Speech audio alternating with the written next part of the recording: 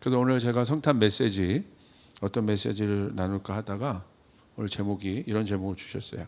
제 안에 주신 게 아니라 제 안에 이런 감동이 있었습니다. 우리 같이 한번 읽어봅시다. 시작. 태어남을 원망하는 사람들이 꼭 들어야 할 복음. 성탄 때 강하죠. 할렐루야. 태어남을 원망하는 사람들이 꼭 들어야 할 복음. 이라는 제목을 갖고 말씀 나누겠습니다. 아마 이번 한 주 동안 여러분 내일까지 아마 공유해서 받아보실 것 같은데 저희가 그 욥기 묵상 생명의 말씀 제가 지지난주 촬영을 했어요. 그리고 이번 주 성탄 주간 때 그것이 CGN TV를 통해서 이렇게 지금 날마다 매일 한 편씩 방영이 되고 있습니다. 근데 마치 욥기예요. 성탄 주간에 제가 이 성탄 주간을 맡았는데 왜 이 성탄 주간에 욥기를 하게 되었을까 많은 고민을 했습니다. 그러니까 욥하면 딱 떠오르는 게 고난이잖아요.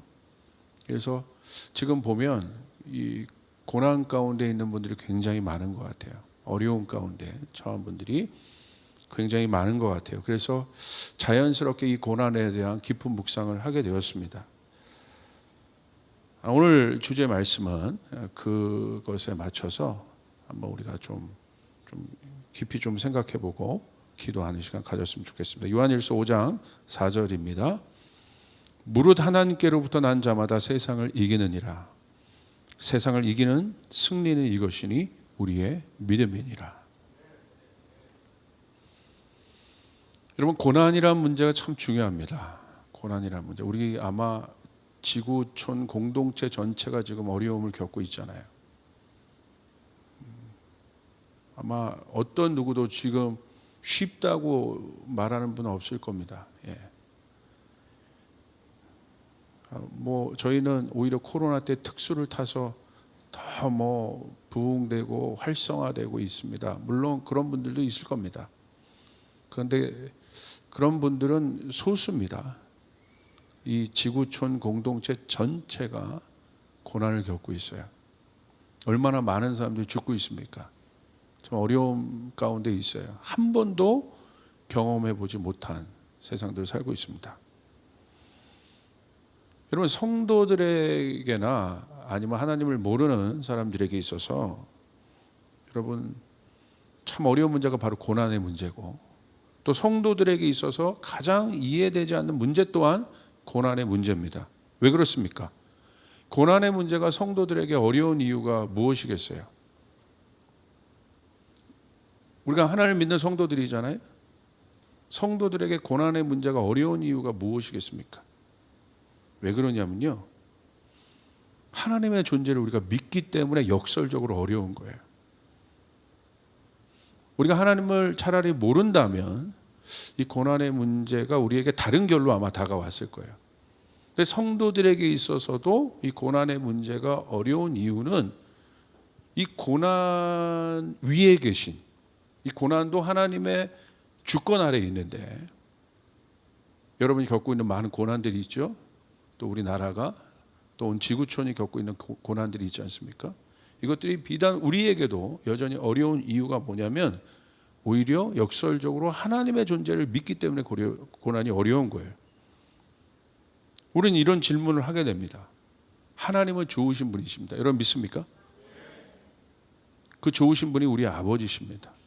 그런데 우리의 질문은 그거예요. 좋다라는 것은 우리의 인식 속에 뭐가 있냐면 고난이 없다는 거예요. 힘든 것이 없다는 거예요. 힘든데 누가 좋다고 하겠어요? 좋으신 하나님이 왜 고난을 허락하시느냐에 대한 질문이에요. 그러니까 지금 이렇게 코로나가 이렇게 장기전으로 가니까 이게 고난이거든요. 고난이에요. 고난이 이해되지 않는다는 거예요. 근데 우리는 하나님을 믿잖아요. 왜 좋으신 하나님이 이 어려운 시간들을 허락하시는가? 교회에게 또 우리 선교사님들 여기 선교사님도 참석하셨는데 우리 선교지에 선교지는 지금 말할 것 없습니다. 왜 허락하시는가? 아마 고난을 겪고 계신 분들은 아마 이 질문이 있을 거예요. 하나님 좋으시다면 좋으신 분이라면, 난 그 좋으신 하나님을 믿고 있는데 왜 나에게, 우리 가정에, 아니면 우리 공동체에 이런 고난이 있는가? 라는 질문을 할 수밖에 없습니다. 바로 고난의 출처에 대한 질문이에요. 우리의 질문은 바로 그거죠. 이 고난이 어디로부터 오는가? 시작에 대한 질문이에요. 그래서 어려움이 오면 성도들은 항상 왜 이 어려움이 어디에서부터 시작됐을까라고 자연스럽게 생각해요. 만약에 지금 내가 잘하고 있는데 갑자기 고난 받을 일들이 일어났어요. 어려운 일들이 일어났어요.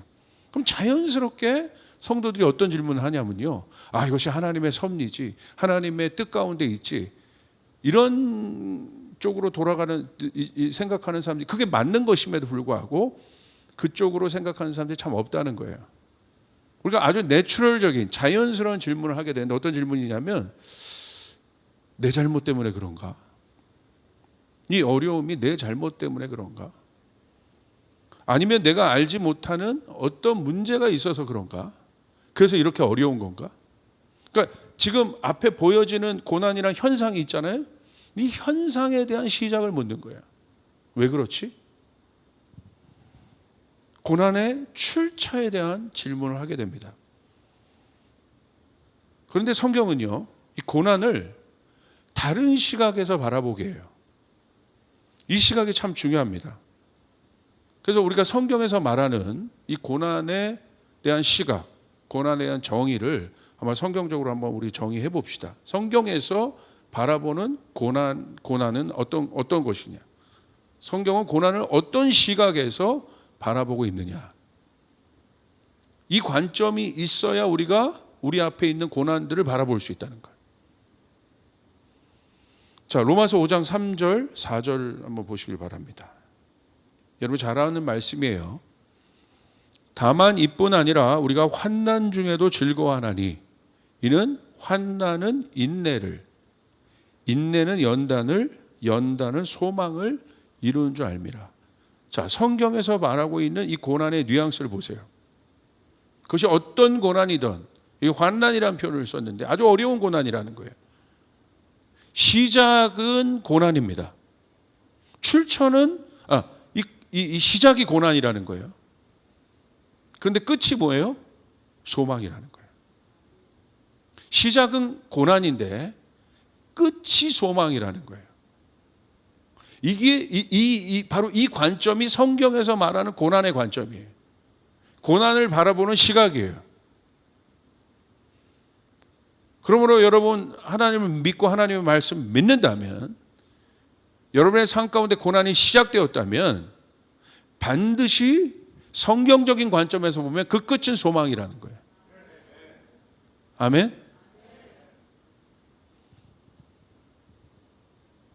그래서 고난은요, 다음 단계로 나아가는, 우리가 이해할 수 없지만 성경에서 말하고 있는 고난은 다음 단계로 나아가는 게이트와 같아요. 문과 같습니다. 그러니까 여러분의 삶 가운데 갑자기 고난이 있습니까? 성경적으로 바라보는 고난은 뭐냐면, 고난이 게이트라는 거예요. 다음 단계로 나가는 게이트라는 거예요. 세상 사람들이 이 게이트를 발견하지 못해요. 그러나 성경에서 바라보는 고난은 끝이 있다는 거예요. 그렇기 때문에 우리는 이 고난을 뭐라고 얘기해요? 게이트라고 얘기하는 거예요. 문이라고 얘기하는 거예요. door라고 얘기하는 거예요. 내년 주제를 좀 기도하는 가운데 받았어요. 내년은 또 히브리어로 보니까 이 문의 해입니다. Year of Door예요. 근데 어떤 마음을 주셨냐면, 이게 기도하는데 주님께서 확 주신 마음이 오픈이라는 단어를 주신 거예요. 열릴지어다. 할렐루야. 여러분 미리 선포합니다. 여러분 하늘의 문이 열려지길 바랍니다. 축복의 문이 열어지길 바랍니다. 오픈, 열릴지어다. 열릴지어다. 그래서 고난을 주시는가? 그런 생각들을 해봅니다. 고난은, 성경에서 말하는 고난의 정의는 뭐냐? 게이트라는, 게이트. 다음 단계로 나아가는. 게이트란 건 뭐냐? 끝이 있다는 거예요.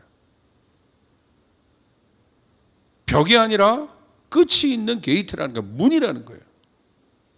반드시 다음이 있습니다.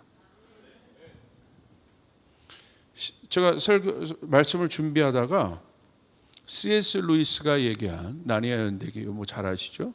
C.S. 루이스가 이렇게 써놓은 문장이 있는데, 이 문장이 제 마음 안에 확 들어오더라고요. Hardships often prepare ordinary people for an extraordinary destiny. 무슨 말이냐면, hardship, 역경은, hardship, 고난일 수 있겠죠. 어려운 것은 때로, often, 때로 prepare, 준비시킵니다. 어떻게? ordinary people을, ordinary 뭐야? 보통의 사람들을, 우리 같은 평범한 사람들을 어떻게? 보통을 넘어선 extraordinary, ordinary가 아니라 아주 특별한 destiny, 보통을 넘어선 운명을 취할 수 있도록 준비시키는 것이 고난이라는 거예요. 평범한 우리들을 아주 특별한, 여기 나와 있죠? 아주 특별한 destiny. 이 destiny 뭡니까? 운명이죠. 이 destiny가 중요하죠? 그냥 destiny가 아니라 아주 특별한 운명, 특별한 사명, 특별한 것들을 취할 수 있게 하는 것이 고난이라는 거예요. 역경이라는 거예요. 깜짝 놀랐어요. 아멘. 여러분 믿습니까?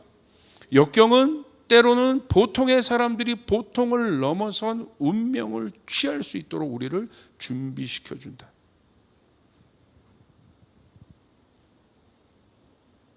무슨 말이겠습니까?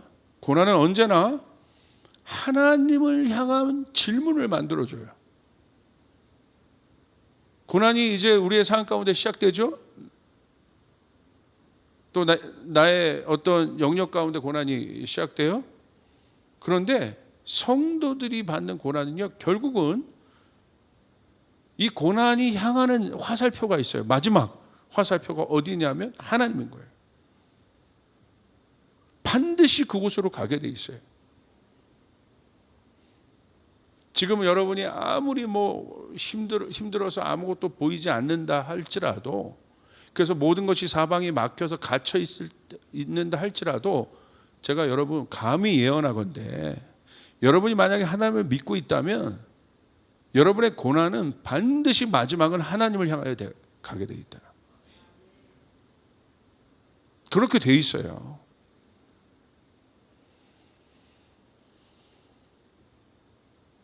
하나님을 향한 질문을 만들어줘요. 욥이 겪은 고난이 결국 누구에게 질문합니까? 자신 안에 그 고난이 시작되죠. 가족 안에 고통이 시작되죠. 그리고 자신의 몸 안에 고난이 시작되죠. 근데 결국은 마지막 누구를 향한 질문들을 만들어내요? 하나님을 향한 질문들을 만들어내요. 세상 사람들은 그 질문을 못 던지는 거예요. 그러나 성도는, 하나님을 믿고 있는 성도들은요, 반드시 여러분이 가족의 문제건 재정의 문제건 어떤 문제건 자녀의 문제건 어떤 문제건 여러분이 고난 가운데 있고 여러분이 성도라면 반드시 이 고난은요, 여러분에게 질문을 만들어내는데 그 질문의 대상이 누구예요? 하나님이라는 거예요. 이게 신비입니다.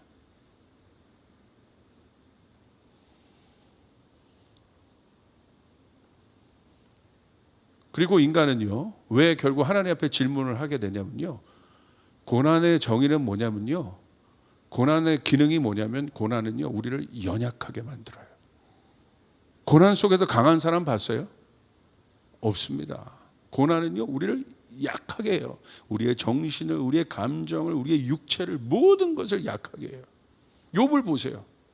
고난 속에서 욥의 모든 것이 약해지잖아요. 실제적으로 육이 약해지고 감정도 약해지고 멘탈이 나가잖아요.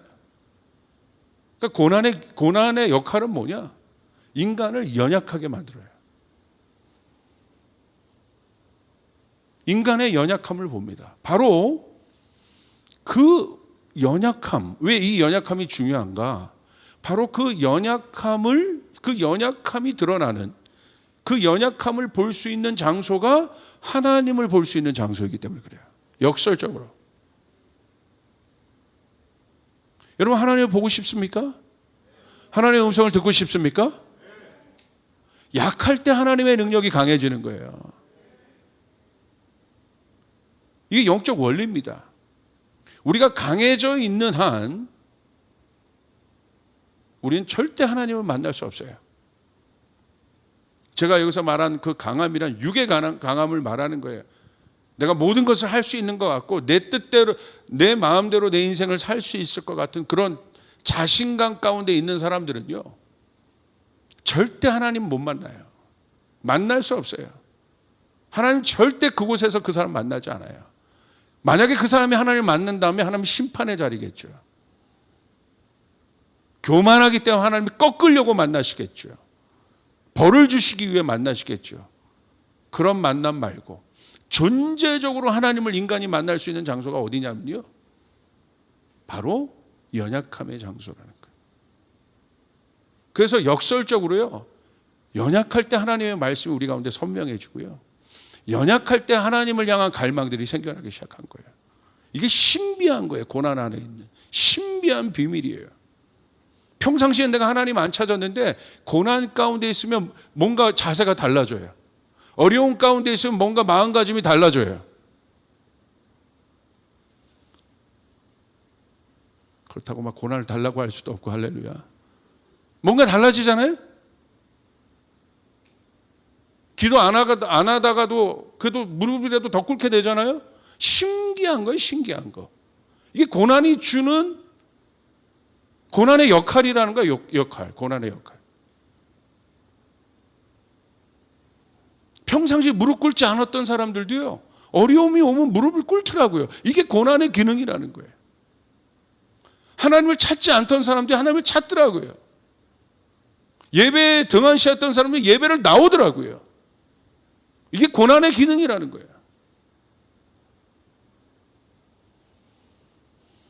왜 그렇습니까? 그 힘든 시간을 통과하고 있는 주체가 바로 자기 자신이기 때문에 그래요. 고난은요, 남이 겪는 게 고난이 아니에요. 내가 겪는 게 고난이에요. 내가 안 되는 것이 고난이에요.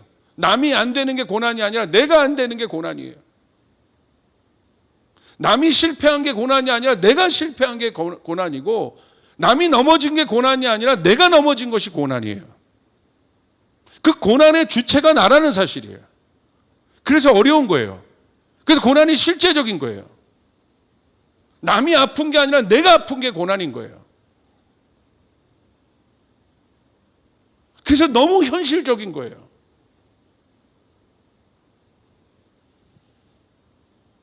그렇기 때문에 그 마지막 질문은, 이 고난 가운데 있는 모든 존재들의 마지막 질문은 누구를 향해요? 자기 자신에게 향하게 돼 있다는 거예요. 자기 자신을 향하게 돼 있다. 평상시에 어떤 일들이 여러분 가운데 여러분 가정 안에 예를 들어서 고난이 시작됐다고 칩시다. 나에게 시작된 것이 아니라 어떤 우리 가족 구성원 때문에 여러분 가족 전체가 고난을 받는다고 칩시다. 처음엔 몰랐다가요, 가족 전체가 고통을 받잖아요.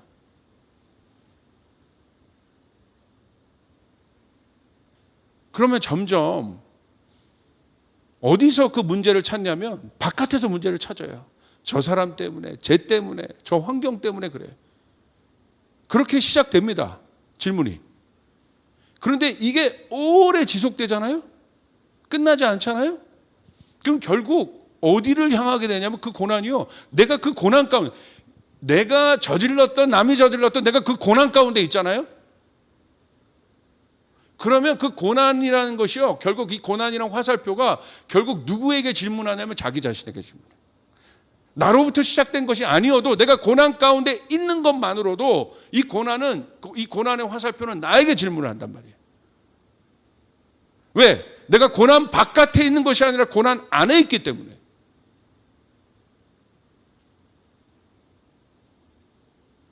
여러분 이해되십니까? 결국 그 질문을 하게 돼 있어요. 예를 들어서 어머니 아버지가 사이가 안 좋아서 가족 전체가 고난을 받아. 자녀들이 잘못한 게 아니잖아요. 근데 그게 지속돼. 그럼 자녀들 안에 어떤 질문을 하게 되는 줄 아세요? 원인은 부모님들이잖아. 사이가 안 좋은 부모님들. 그런데 그로 인하여 내가 고난을 받고 있다면 그 질문이 나에게 들어와요. 마지막에. 내 존재를 향해서 묻게 돼요. 어떤 것을 물어요? 나 안 태어났으면 좋았을 걸. 분명히 원인이 바깥인데 이 고난이 자기에게 들어와요. 질문이. 난 안 태어났으면 좋았을 걸. 내가 이 가정에 없었으면 좋았을 걸. 처음에는 원망하다가 바깥에 원망하다가 왜 엄마는 그렇고 왜 아빠는 그렇고 왜 저 사람은 저렇고 왜 이 나라는 이 모양이고 처음엔 그렇게 막 컴플레인 하다가 마지막은요 이것이 길어지면 누구에게 결국 오냐면 자기 자신에게 와요. 이 시대 청년들이 그 질문을 던졌었잖아요. 나라가 막 어렵고 힘들고 하니까 청년들이 만들어낸 신조어가 뭐였어요? 헬조선이라는 걸 만들었잖아요. 결국 바깥에서 일어난 모든 문제가 결국 자기 존재 아니면 청년이라는 자기가 속해 있는 그 세대 안에 들어온 거예요. 내가 이 땅에 태어나지 않았으면 좋았을 걸.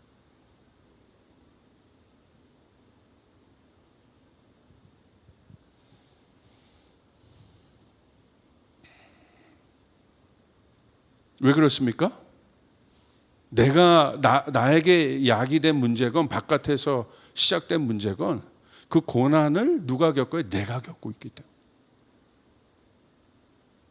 우리 부모님으로부터 시작된 고난의 문제가 고난으로 다가오잖아요. 그것이 부모님으로부터 시작된 문제인데 그것이 결국 나에게 질문을 하게 되는 이유는 뭐예요? 내가 그 고난을 직접 경험하고 있기 때문에.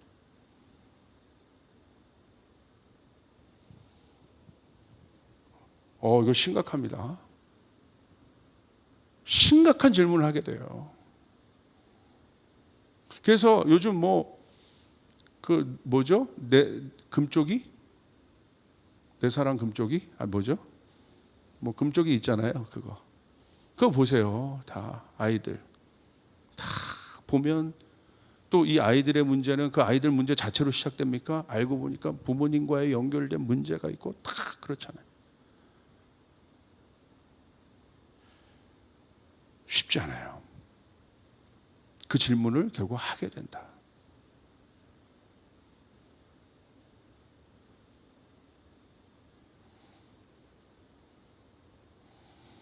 결국 고난이란 건 어렵다는 거예요. 힘들다는 거예요.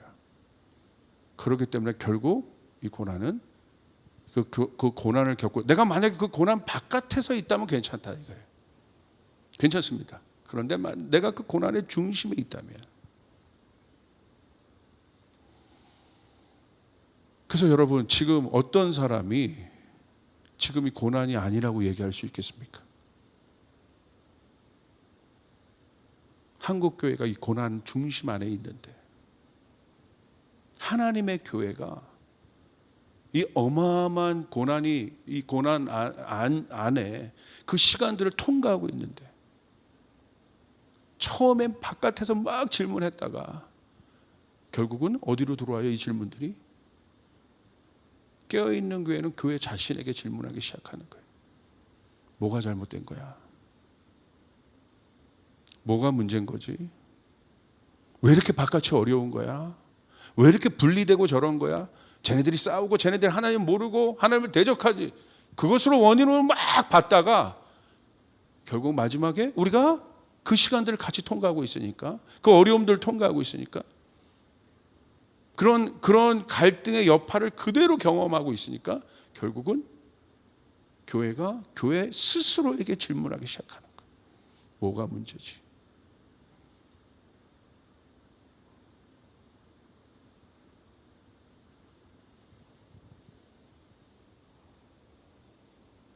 여러분 정말 이 고난으로부터 나오고 싶습니까?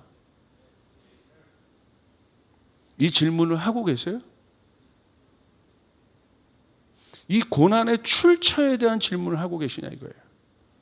여러분의 가정이 만약에 고난 가운데 있습니까? 여러분 안에 아마 이 고난, 그 질문들이 있을 겁니다. 욥이 그 대표적인 인물이에요. 자 보세요. 욥에게 일어났던 많은 고난이 있잖아요. 어려움들이 있잖아요. 정말 많은 어려움들이 있습니다. 욥기 3장을 한번 보세요. 왜 오늘 제가 이 시작에 대한, 이 특별히 탄생의 저주에 대해서 여러분 오늘 성탄 전야제 때 말씀을 준비했느냐? 왜냐하면 성탄절이 예수님의 탄생에 대한 거잖아요. 왜 예수님이 태어나셨냐는 거예요. 그것에 대해서 우리가 깊이 한번 생각해 보는 거예요. 욥기 3장 1절부터 5절 한번 보겠습니다. 우리 같이 한번 읽어볼까요? 시작. 드디어 욥이 말문을 열고 자기 생일을 저주하면서, 여기 나오죠. 자기 생일을 저주했다는 거예요.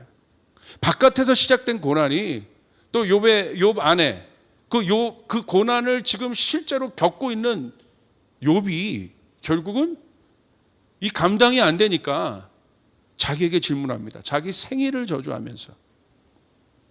2절 울부짖었다. 3절 같이 있습니다. 내가 태어나는 날이 차라리 사라져 버렸더라면, 남자아이를 배웠다고 좋아하던 그 밤 도망해 버렸더라면, 그날이 어둠에 덮여서 높은 곳에 계신 하나님께서도 그날을 기억하지 못하셨더라면, 아예 그날이 밝지도 않았더라면, 어둠과 사망의 그늘이 그날을 제 것이라 하여 검은 구름이 그날을 덮었었더라면, 낮을 어둠으로 덮어서 그날을 공포 속에 몰아넣었었더라면. 다 보세요. 뭐에 대한 저주입니까? 탄생에 대한 저주예요. 자기 자신에 대한, 시작에 대한 저주인 거예요. 그러지 않았더라면, 내가 이 시대에 태어나지 않았었더라면, 내가 이런 가정에 태어나지 않았었더라면, 내가 이런 곳에 없었었더라면, 혹시나 이 고난이 나에게 없지는 않았을까? 내가 피할 수 있는 일은 아니었을까? 왜? 내가 그것을 지금 겪고 있기 때문에. 내가 만약에 그 사람이 아니라면 나는 이 고난을 겪고 있지 않다는 거예요, 지금. 굉장히 실제적인 존재적인 질문이에요. 내가 이 고난을 겪고 있으니까, 내가 그 당사자니까 너무 힘든 거예요, 자기 자신이. 그러니까 어떤 고민을 해요? 내가 이 어려운 시간이 너무 실제적인데 그것을 겪고 있는 사람이 아니라면, 내가 우리 가정이 이런 어려움을 겪고 있는데 내가 만약에 우리 가정 안에 이런 아버지 어머니를 안 만났더라면 내가 실패하지 않았을 텐데, 내가 넘어지지 않았을 텐데, 내 인생이 이렇게 꼬이지 않았을 텐데, 어렵지 않았을 텐데. 이 질문을 지금 얼마나 많은 사람이 하겠습니까? 고난은 결국 이 질문을 만들어낸다니까요. 내가 이 교회를 안 만났더라면, 목사님이 인스타 추적을 안 할 텐데, 할렐루야. 청년들한테 이렇게 잔소리 안 할 텐데.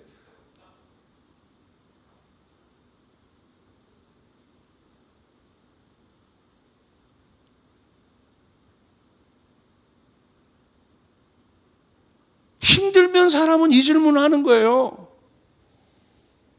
내가 차라리 저 사람이었더라면. 강력한 자기 거부입니다. 이 내가 너무 싫은 거예요. 실패자인 나, 어려움을 겪고 있는 이 내가, 그게 나인데 너무 싫은 거예요. 욥이 그 질문을 하고 있는 거예요.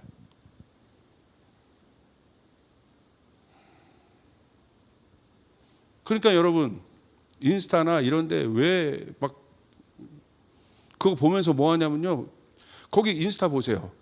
나쁜 거 올리는 거 봤어요? 몸 꽝 올리는 거 봤어요? 인스타에 몸 꽝 올리는 거 봤냐고. 몸짱만 올리지. 보면서 다 뭐예요? 대리만족하는 거야. 어우, 저 몸이었더라면, 내가 저 사람이었더라면. 오늘 보세요. 욥에 재밌어요. 이 문장이 다 했었더라면이라는 거예요. 자기 생일을 저주하면서 3절 사라져 버렸었더라면, 도망해 버렸었더라면, 4절 내가 그날을 기억하지 못하셨더라면, 차라리 그날이 밝지도 않았었더라면, 그날을 덮었었더라면, 5절 몰아넣었었더라면. 다 뭡니까? 후회입니다. 내가 저 남자 안 만났었더라면. 우리 에스더 집사님 이 고백하시죠. 할렐루야. 내 인생 공평해야 되니까 내가 저 에스더를 안 만났었더라면. 지금 보세요. 다 자기가 싫은 거야, 이 세상이. 이야, 어저께 제가 저희 아내랑 같이 아이들이랑 치킨 한 마리 먹는데 저희 아내랑 이렇게 하면서 제가 그래서 애들 앞에서 엄마 그 디즈니 플러스 그거 있잖아요. 디즈니 플러스 그거 넷플릭스 같은 거. 거기에 이제 공주 영화들이 많아요. 애들이 묻더라고. 아빠는 이 중에 어떤 공주를 제일 좋아해? 진짜. 그래서 내가 One's Go Princess. 저희 아내 이름이. 애들이 갑자기 유엘이가 또 묻더라. 아빠 진지하게, 진짜 진지하게. 여기서 어떤 공주가 제일 좋아? 고은지. 아니 아빠 진짜. 야, 내가 그래서 정색하고, 나 진짜 진지해. 진짜야. 엄마는 답을 피하더군요. 할렐루야.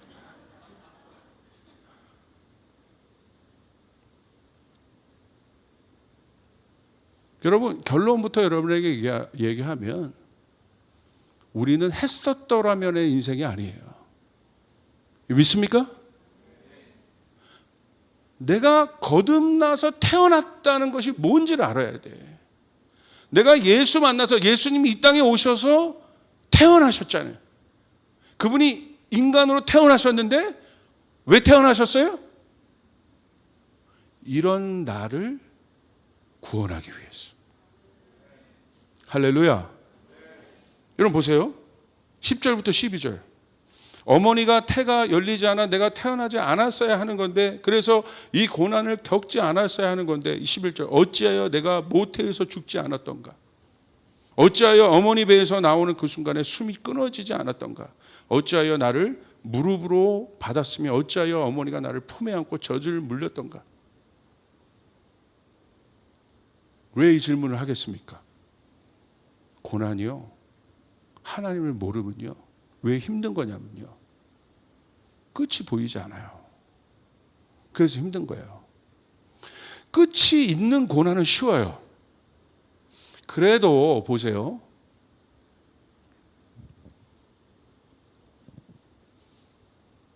뭐 군대 가신 남자분들 한번 생각해 보세요. 조금 어렵더라도 이 어려움을 이길 수 있는 건 뭐냐면 끝이 보이잖아요. 국방부의 시계는 가거든요. 어느새 보면 끝이 있다는 거. 그러니까 힘들어도 왜 견뎌요? 끝이 있으니까. 끝을 알기 때문에 견딜 수 있는 거예요. 그런데 여러분이 군복무 입대하면서 끝이 없다면 못 견뎠을 거예요. 못 견뎠을 거예요. 끝이 있어도 힘든데. 목사님 어떻게 그렇게 잘하시냐고. 저도 복무 기간이 있는 군인이었어요. 할렐루야. 그 복무 기간이 있었다는 거예요. 그래서 견딘다는 거예요. 근데 고난은 끝을 보여주지 않아요. 내 자녀가 문제가 있습니까? 왜 힘든 줄 아십니까? 끝이 안 보이는 거야. 중학교 졸업하고 고등학교 가면 해결될 것 같은데 아닌 것 같은 거죠. 남편, 아내 문제, 아니면 다른 문제 마찬가지입니다. 그 고난이요. 왜 힘든 거냐면 끝이 보이잖아요. 지금 우리 애가 힘든 건 뭐냐면요. 끝이 안 보이는 거예요, 지금. 이제 사람들이 알잖아요. 언제는 끝이다. 끝이다. 아니잖아요. 이제 아는 거지. 그래서 제가 느끼는 건 뭐냐면 이제 이게 실제로 오는구나, 이게. 그래서 우리 신경민 전사님이 고백했던 것처럼, 설교했던 것처럼 여러분 진짜 정직해야 합니다. 할렐루야. 할렐루야. 자기 자신에 대해서.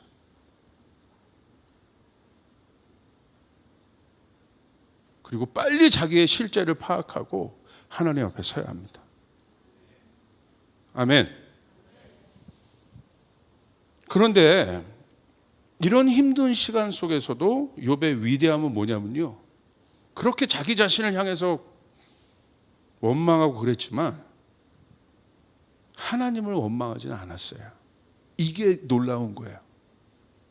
자기 자신에 대해서는 엄청나게 원망하고 출생의 원망을 막 했지만 그게 사실 그거 같지만 아니에요. 어떻게 하나님 아는데 자기 자신을 그렇게 원망할 수 있어? 세상은요, 자기 자신을 원망하잖아요. 그리고 그 화살을 누구에게 돌려요? 하나님께 돌려요. 당신 때문에 그런 거라고. 강력하게 대항하는 거예요. 당신이 선악과 만들지 않았으면 이 고생 안 하는데. 결국은요, 자기에게 돌려진 그 엄청난 해결할 수 없는 고난의 질문이 세상은요, 바깥을 향해. 그러니까 지금 바깥에는 어떻게 하는 거예요? 서로 다 네 때문에 그런 거고 내 때문에 그런 거라는 거예요. 근데 이 질문이 마지막 어디까지 가요? 하나님께로 가는 거예요. 그렇게 가요. 그게 죄의 본성이에요. 그런데 하나님을 믿는다는 건 뭐냐면요, 자기 자신에게 설령 그런 질문을 했어도 하나님께는 그 질문하지 않습니다. 그건 뭐냐면 하나님에 대한 욥 안에 그래도 신뢰가 있는 거예요. 하나님이 이 고난 가운데 함께 하신다는 보이지 않고 들리지 않아서 그런 거지, 하나님에 대한 구함이 있는 것입니다. 갈급함이 있는 거예요. 그게 다른 거예요. 그러므로 사랑하는 여러분, 성도에게 있어서 가장 중요한 것이 믿음인데, 오직 의인은 믿음으로 말미암아 살리라 한것 같으니라. 여러분 믿습니까? 믿음은 무엇입니까? 실상이잖아요. 바라는 것 실상, 끝이라는 거예요. 끝. 이게 믿음이라는 거예요. 더 아니에요. 바라는 것이 실상이 되었다. 끝. 아멘. 그러므로 이 고난을 이길 수 있는 건 믿음인데, 누구에 대한 믿음? 자기 신념이 아니라 하나님에 대한 믿음. 이 고난의 끝이 있다.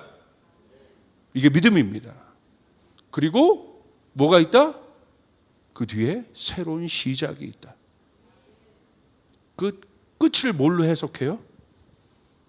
시작으로 해석하는 거예요. 이게 엄청난 복음인 거예요. 끝이 아니라 이 끝은 우리에게 시작이다. 그래서 아까 고난이 게이트라고 여러분에게 말씀드린 거예요. 저희 가정도 고난이 많았어요. 지금 와서 말할 수 있어요. 정말 이게요, 그냥 나온 게 아니에요. 이 말씀이 결국 이 고백을 할 수밖에 없어요. 시작이었구나. 그때는 이 고난 이게 끝나는 것 같고, 여기서 그냥 그런 것 같았는데, 내가 예수를 믿는다는 건 뭐냐면 그 속에서도 하나님이 나와 함께 하신다. 어렵지만 하나님 나와 함께 하신다. 여러분 믿습니까? 근데 그 하나님 함께 하신 하나님은 어떤 하나님이에요? 나에게 승리를 주는 하나님이에요. 나를 이기게 하시는 하나님이에요. 이게 바로 우리의 거듭남인 거예요. 여러분, 다시 태어난다는 게 왜 중요하냐면요, 우리의 거듭남은 존재에 대한 질문이에요. born again이잖아. 다시 태어난 거. 이게 구원입니다. 나아진 존재가 구원이 아니라 옛 것은 그런 생각, 그렇게 원망하고 결국은 자기를 원망하고 더 나아가서 하나님도 원망하고 엄마, 아빠 원망하고 환경 원망하는 그 옛자는 죽었다는 거예요. 할렐루야. 그래서 평생 패배의식 속에 살게 하는 그 옛자는 죽었다는 것이에요. 아멘. 죽었다는 것입니다. 존재 자체가 그런 거예요. 존재 자체가 패배를 생각할 수밖에 없고요. 존재 자체가 실패를 생각할 수밖에 없어요. 그게 옛자예요. 죽을 자예요. 근데 우리가 거듭났다는 것은, 그리스도가 이 땅에 오심으로 우리가 다시 태어났다는 것은 우리가 승리하는 존재로 태어났다는 것입니다. 우리가 이기는 존재로 태어났다는 것입니다. 그 옛자의 끝이 있어야 새 것이 시작된다는 것이에요. 그래서 예수님이 이 땅에 오신 것은 그것을 끝내기 위해 오신 것이에요. 그 고난을 끝내기 위해 다시 태어나신 것이에요. 우리 육신을 입고 태어나신 것이에요. 여러분 믿습니까? 옛자는 완전히 폐기 처분하시고 우리 가운데 오셔서 그분이 죽으심으로, 십자가에서 죽으셨잖아요. 죽으심이 끝입니까? 그 끝이 시작이란 말입니다. 아멘. 어떤 시작이에요? 중간에 넘어져요? 아니요. 영원한 승리의 시작이다. 영원한 기쁨의 시작이다. 영원한 평강의 시작이다. 믿으시면 아멘 합시다.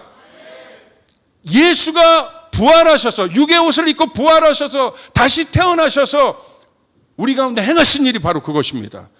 그러므로 우리가 구원받았다는 건 무엇입니까? 요한복음 1장 12절 무엇입니까? 영접하는 자, 그 이름을 믿는 자마다 하나님의 뭐가?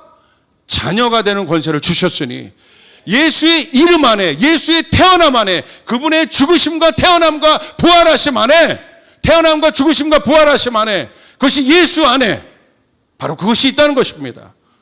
그러면 우리가 그분의 이름을 믿고 구원을 받았다는 것은 하나님의 자녀, 하나님의 자녀는 어떤 존재입니까? 실패하는 존재가 아니라 승리하는 존재다. 존재 자체로 승리란 말입니다. 존재 자체로 능력이란 말입니다. 존재 자체로 기쁨이란 말이에요. 아멘. 그게 어디에 있어요? 요한일서 5장 4절 보십시오. 우리는 어떤 존재인가? 같이 한번 읽겠습니다. 시작. 무릇 하나님께로부터 난 자마다 세상을 이기느니라. 세상을 이기는 승리는 이것이니 우리의 믿음이라. 이게 나와 있죠. 하나님께로부터 난 자마다 어떤 존재입니까? 이기는 존재라는 거예요. 할렐루야. 하나님께로 난 것 자체가 이기는 것이라는 거예요. 하나님의 자녀가 되었다는 것 자체가 이기는 존재라는 거예요. better person이 되는 것이 아니에요. 더 나은 존재가 되는 것이 아니라 내가 거듭난 것 자체가 이기는 존재라는 거예요. 내가 거듭난 것 자체가 사랑받기 위해 나는 태어난 존재라는 거예요. 내가 태어난 이유가 이기기 위해 태어났고, 내가 태어난 이유가 평강을 누리기 위해 태어난 것이고. 여러분 믿으시면 아멘 합시다. 여기 나와 있죠. 영어로 보면 for everyone, 모든 사람들, for everyone born of God overcome the world. 하나님께로부터 난 자, 하나님께로부터 태어난 자 자체가 이기는 자라는 거예요.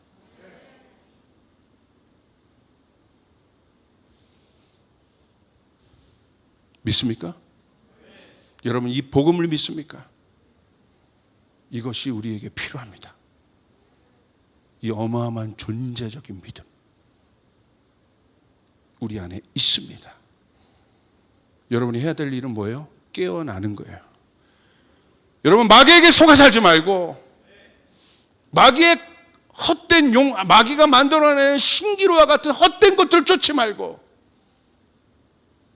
헛된 별들을 쫓지 말고, 동방박사가 봤던 진짜 별을 쫓아 여러분 그곳으로 가야 되는 것이에요. 할렐루야. 할렐루야. 그 청년들 어디 있나? 아마 저기 있을 겁니다. 자, 여기 뭐라고 나와 있어요? 세상을 이기는 승리는 이것이니 우리의 믿음이라. 이 믿음은 무엇입니까? 세상을 이기는 승리라는 거야. 이 어마어마한 존재죠. 우리 모든 사람들이 고난에 있어서 결국 자기를 원망하고 하나님을 원망하고 다 옆에를 원망하는데 그런 세상을 이기는 믿음이 이것이니. 그 믿음은 무엇입니까? 우리가 하나님께로부터 난 자이다. 하나님께로부터 태어난 자들이다. 그 자체가 승리라는 거예요. 그러므로 사랑하는 여러분, 쫓아가겠습니다. 나는 사랑받기 위해 태어났다. 나는 이기기 위해 태어났다. 나는 승리하기 위해 태어났다. 나는 기적을 일으키기 위해 태어났다. 믿으시면 아멘 합시다. 아멘. 깰지어다. 깰지어다. 깰지어다. 깨어날지어다. 열심히 해서 갖는 것이 아니라 믿음이라는 거예요. 그것이 overcome하다. 여기 뭐라고 나와 있어요? 어려움이 없다라고 얘기하고 있지 않아. 어려움이 있다. 어려움이 있다. 그런데 너희는 어떤 자이다? overcome하는 자이다. 하나님께로 난 자마다 이기는 자이니.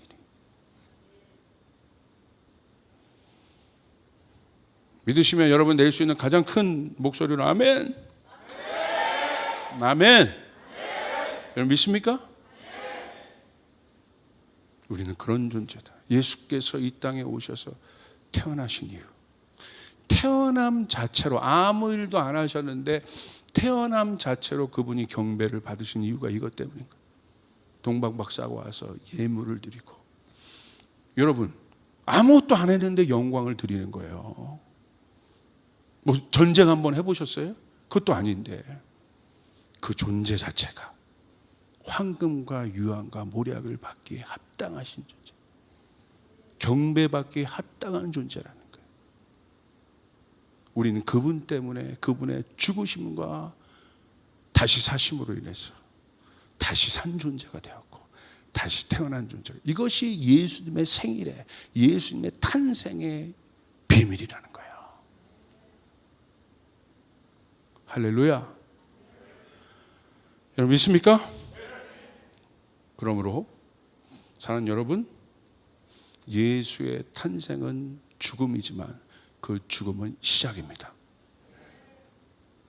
우리는 예수 탄생 때 저는 죽음을 던지고 있어요. 그러나 그 죽음은 시작이라는 거예요. 영원한 시작. 우리는 그분을 경배할, 우리가 그것을 알기만 한다면, 예수님 이 땅에 태어나신 그 이유를 알게 한다면 내 삶 가운데 놀라운 변화들이 일어나요. 제가 사진을 좀 보여드릴 텐데, 우리 커버넌트에서요, 끝을 기념하는 행사를 해서, 뭐냐면 드디어 졸업생이 또 나왔습니다. 졸업생이 나왔는데 그저께 졸업식을 했어요. 어저께. 근데 이 졸업을 위한 우리 커버넌트 아이들이 그림을 그렸어. 졸업이 끝이잖아요. 근데 제가 이 작품을 보면서요, 너무너무 놀란 거예요. 한번 제가 좀 소개해 드릴게요. 자, 정요한 학생. 여러분, 제가요, 이 아이들이 왜 이 그림을 그렸는지 옆에는 의미를 쓴 거예요. 제목 트로피예요. 트로피, 승리. 제가 읽어드릴게요. 트로피는 많은 선수들이 서로 싸우면서 결국에는 끝까지 싸워 승리한 사람만이 차지할 수 있는 큰 상입니다. 졸업반인 저희 요나단 반이 지금까지 많은 상황과 힘든 일을 겪었지만 뭘 얼마나 겪었다고. 그럼에도 끝까지 서로 믿고 한 마음으로 한 팀으로 움직여서 결국엔 모든 싸움에서 승리했고 열매를 맺었다는 의미로 트로피를 그렸습니다. 할렐루야. 커버넌트 보낼만 하죠? 이거 보통 컨셉이 아니에요. 이게요, 벌써 얘는 끝으로 보고 있는 게 아니잖아요. 끝 자체가 승리고 끝 자체가 시작이고, 그 다음 얘만 그런 게 아니에요. 두 번째, 정민지 학생. 제목이 라스트 오더예요. 불꽃놀이는 축제의 마지막이나 축하, 무엇을 기념하기 위해 자주 한다. 불꽃놀이 마지막에 하잖아요. 얘 마지막을 또 의미를 생각한 거야. 졸업은 축하할 일이지만 마지막이고 헤어지게 되어 아쉬움을 느끼는 것이 불꽃놀이와 비슷하다고 생각했다. 불꽃이 하늘로 올라가 작은 불이 터져 크고 밝게 빛을 비추는 것처럼 졸업하는 선배들이 일반 학교에서도 빛을 발하길 바라는 마음으로 이렇게 표현하겠다. 할렐루야. 다르죠? 청년들 어디 있나? 너희 인생이 라스트 오더가 될 수 있다. 자, 자, 그다음 김유신 학생. 제목이요, 커버넌트 열차야. 기가 막혀요. 얘가 왜 이 커버넌트 열차를 그렸는지. 요나단 형 누나들이 졸업을 축하하는 마음과 커버넌트 스쿨이 하나님께 달려가는 의미를 담아 마지막 목적지를 향해 달려가는 기차를 그렸습니다. 그리고 성은 평화와 방어라는 의미를 담고 있습니다.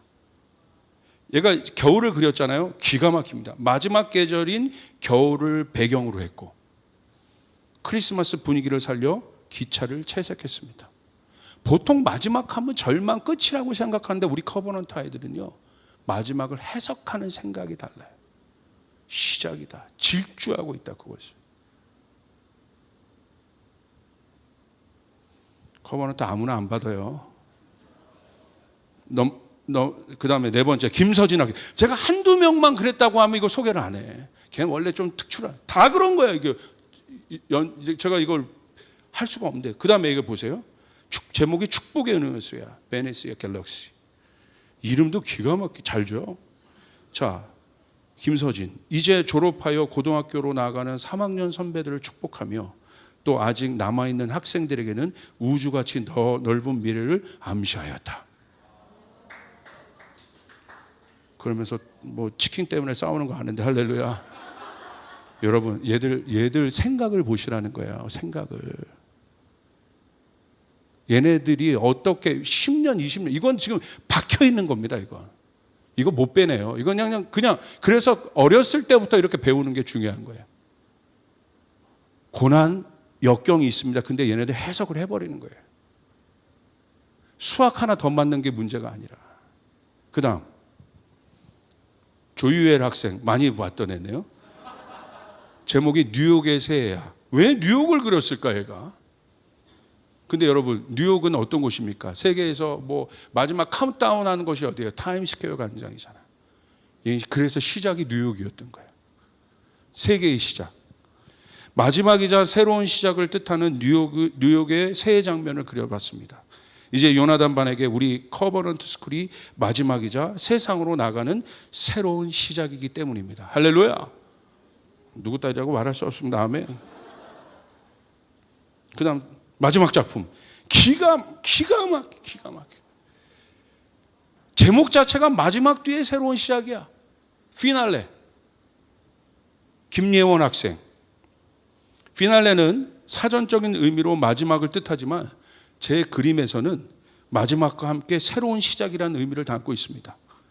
또 하나의 의미로는 무대에서의 피날레입니다.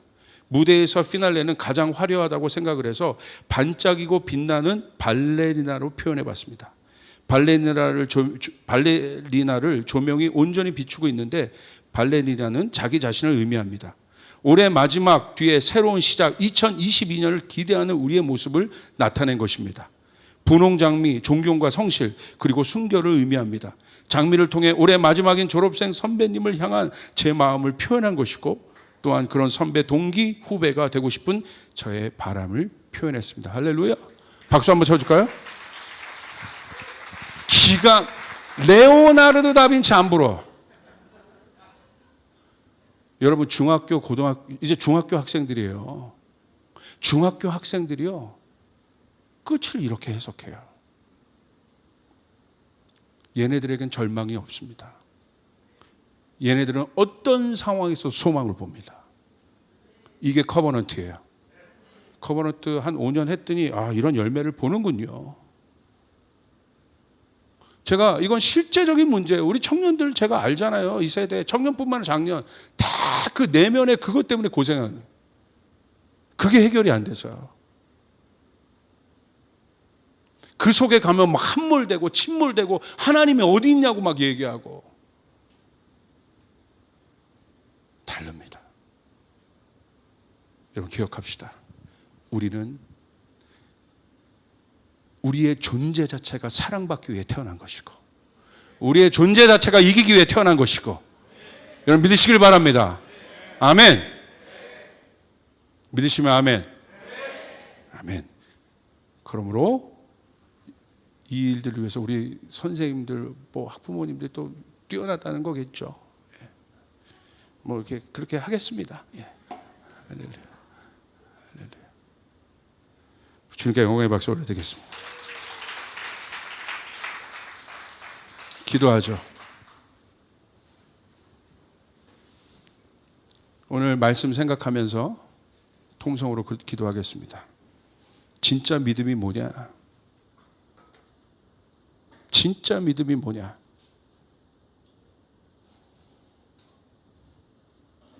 어려움 딱딱 치면 물론 어렵고 힘들고 두렵고 내 안에 분노도 오고 막 그런 감정에 요동치고 이제 달라져야죠.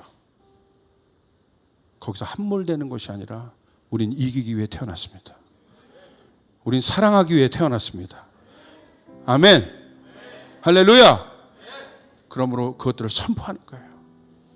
우리 존재 안에 있는 것을 깨어내는 거예요. 여러분이 그 존재로 일어날 때 여러분 안에 모든 치유가 시작됩니다. 회복이 일어납니다. 성령의 권능이 여러분 가운데 부어지게 되어 있습니다. 아니요, 이미 있습니다. 이미 있습니다. 믿는 거예요. 이것이 세상을 이기는 믿음이라. 이것이 바로 예수님이 우리 가운데 오신 의미입니다.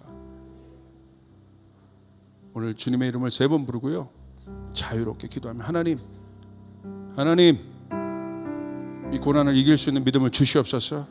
그럼 우리 존재에 대해서 선포하고 나가길 원합니다. 나는 이기기 위해 태어났다. 나는 사랑받기 위해 태어났다. 나는 하나님의 나라의 확장을 위해 태어났다. 나를 통해 놀라운 일들이 일어나게 될 것이다. 이미 그런 일들이 일어나게 될 것이다. 이런 믿음이 아멘 합시다.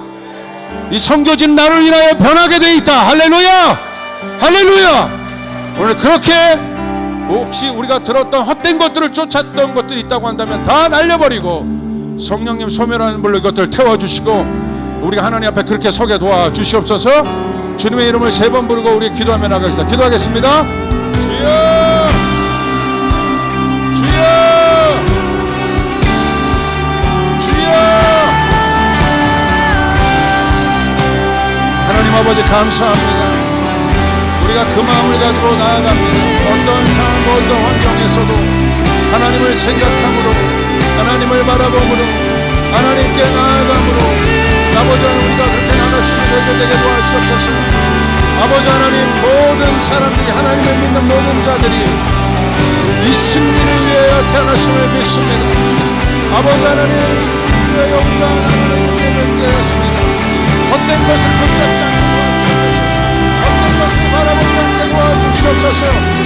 오늘 예수의 탄생과 예수의 죽으심, 예수의 탄생 안에, 예수의 탄생 안에 있는 그 죽으심과 부활의 비밀을 깨닫고 아버지 하나님, 우리가 그 예수를 믿는 믿음을 우리 가운데 주시옵소서. 이 어려운 것들을 돌파하며 이길 수 있는 믿음을, 그 담대함을 우리 가운데 주시옵소서.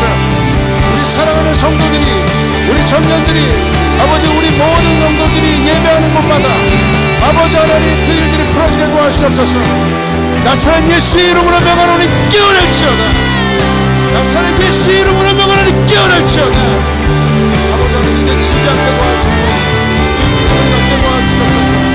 이 믿음을 갖게 도와주시옵소서. 하나님 그렇게 나가게 도와주시옵소서.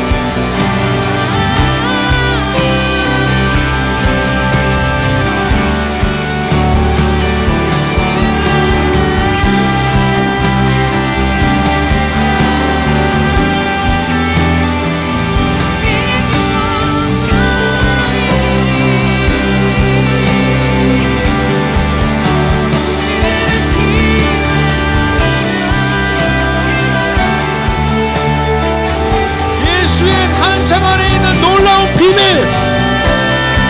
그분의 존재 안에 있는 비밀,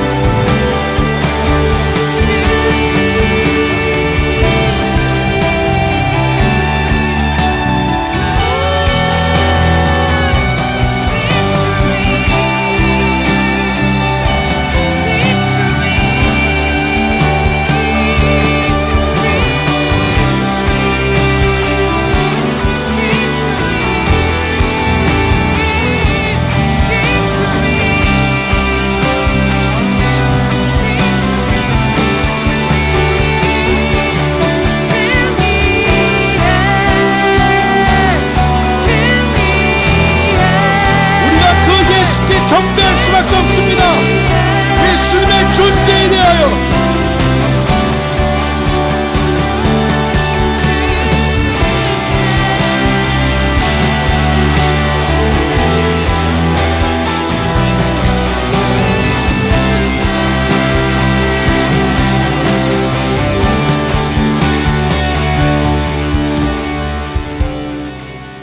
성령께서 여러분 가운데 지혜와 계시의 정신을 주셔서 이 일을 보기를 원합니다. 여러분의 눈을 뜨게 하여 주시길 바랍니다. 여러분의 내면 안에 있는 속사람의 눈을 뜨게 하여 주시길 바랍니다. 그것을 발견하시길 바랍니다. 깨워내시길 바랍니다. 여러분은 그런 존재임을 믿으시길 바랍니다. 이제 세상이 주는 그런 모든 영향력으로부터 여러분 나오시길 바랍니다. 여러분 스스로 일어나시길 바랍니다. 여러분에게 주신 천국의 열쇠를 가지고 하늘의 문을 여시길 바랍니다. 승리의 문을 여시길 바랍니다. 저주를 끊으시길 바랍니다. 이것이 예수 탄생 안에 있는 비밀인 것입니다. 성령님 알게 하여 주소서. 성령님 알게 하여 주소서. 성령님 알게 하여 주소서. 성령님 알게 하여 주소서.